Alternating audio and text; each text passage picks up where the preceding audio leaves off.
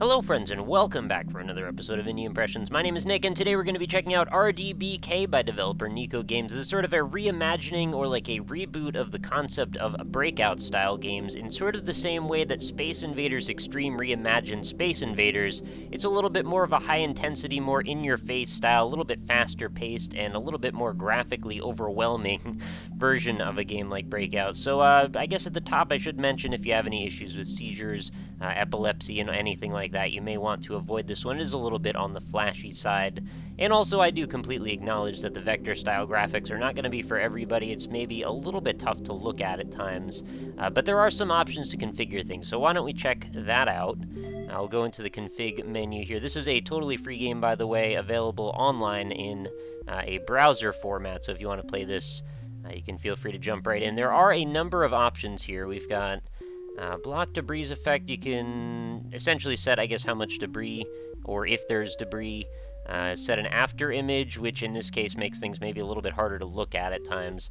You could change sound settings, ball speed.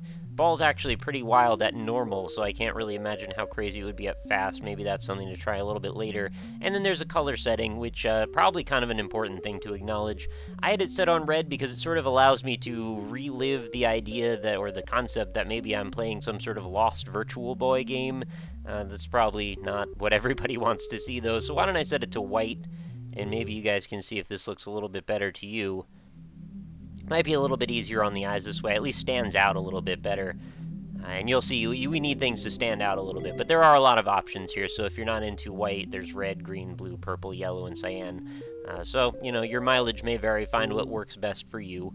And why don't we jump into things here. We'll start off around, and I will explain how this is a little bit different from a more traditional Breakout game. And by the way, I tried to turn up the music a little bit. This game is a really cool soundtrack, so you definitely want to listen to this one firsthand if you do get the opportunity.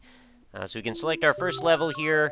We can click and drag to pick out of this group of menus, or this options menu. It sort of works a little bit like you're using iTunes or something, but let's just jump into level 1 here. And things start going kind of fast. So you'll see there's a ball, and basically all we need to do is smack it around as quickly as possible, trying not to allow the ball to pass the paddle, but there is no direct punishment for the ball passing the paddle. However, there is sort of an indirect punishment. And what that means is essentially every time you miss the ball, the timer is going to run down a bit more. And that's really your only guiding factor on if you're doing well or not, is whether or not you can hit the ball fast enough to keep your time on track. And it's a little bit tricky sometimes to predict exactly the trajectory, but that's sort of your goal here, right? Essentially, wherever the trajectory is going to be, the ball will zoom through that trajectory and then slow right back down again just before it hits the paddle, giving you just a moment or so to redirect and reorient things to try and get things back on track in case you find yourself a little bit off. And if you miss, you know, it's no harm done. You just wait a second, reset. But then again, you don't have a lot of seconds to spare, so that is the give and the take in RDBK. And it's a very cool concept. I really like this quite a bit. Doesn't take long to figure out how to do it, but I think it takes probably quite a long time to master. And it's very gratifying, actually, when you get a really nice combo going. And before you even notice, you start to fall into a bit of a groove, almost like Lumines style, where whether you're paying a ton of attention or not, you're going to be starting to predict the ball's trajectory, which is sort of just an interesting quirk of the human mind, I suppose, that you can perform these really complex, abstract tasks without really devoting your direct consciousness to them, which is, you know, it's just a pretty wild thing in general. So, like I said, the graphic style can be very overwhelming in this one, and you'll see there is a graph at the end that shows your progress and how quickly you're making score.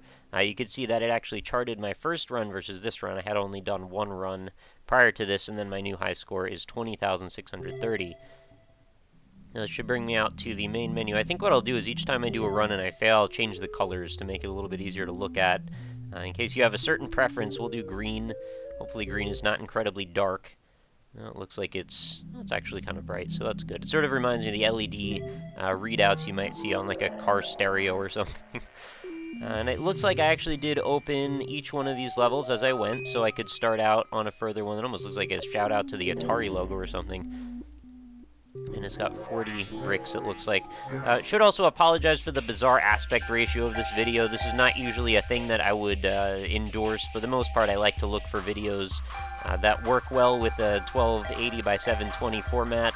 But this one is clearly not one of those. However, the game is so much fun that I didn't want to pass it up just because of, you know, it not taking up the whole video screen, so hopefully nobody minds too much. It is very exciting, I have to say, when you start getting into the groove of this. I already mentioned, but it's just like, it feels real good. And the fact that the music starts to kick up, things get a nice intensity to them, the tempo starts to pick up a little bit.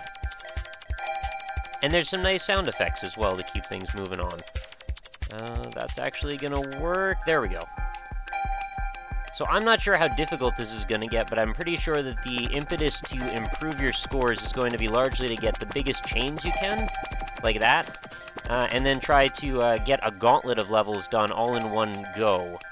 Because it's one thing to just unlock the levels, but it's another thing entirely to actually, you know, have some level of mastery at the game where you can continuously get high scores.